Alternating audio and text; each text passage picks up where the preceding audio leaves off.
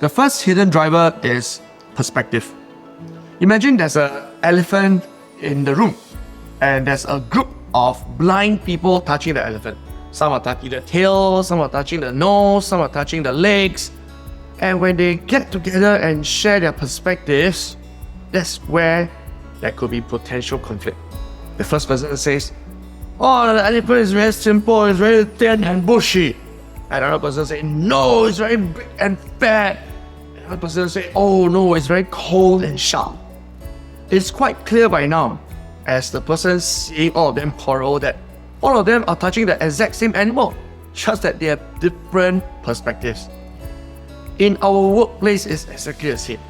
Some people are quarreling over, "No, this is going to take too much time, too little time." Some will say, "No, this costs too much." Some say, "No, we need to pump in more investments." So let me share with you, in workplace negotiation, there's very often at least 3 different perspectives.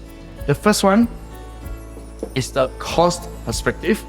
If we reduce the budget, if we choose the cheaper vendor, how will it affect the outcome? The second one is the time perspective. Can we do things faster? Can we do things slower? And the third is called scope perspective. And when you combine all 3, the cost, the time, and the scope, then what you get is something called satisfaction.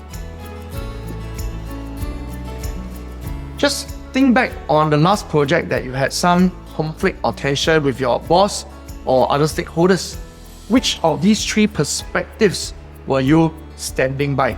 And which of these 3 perspectives were your stakeholders having a difference on? Let me give you a very concrete example from my client. He wanted to essentially increase the cost so that the time can be shortened for a project. So he had to go to his boss, and we rehearsed on this. We did a role play of how he can then speak to his boss to see the perspective, so that the boss can see, "Hey, wait a minute, if you can shorten the time, it's going to save us cost in the long term, even though we are investing more now on the vendor." And because of our rehearsal, he managed to convince his boss to accept the vendor with the highest cost. So can you see that how this, I call it the quality satisfaction triangle, can affect the way you persuade and negotiate with your stakeholders?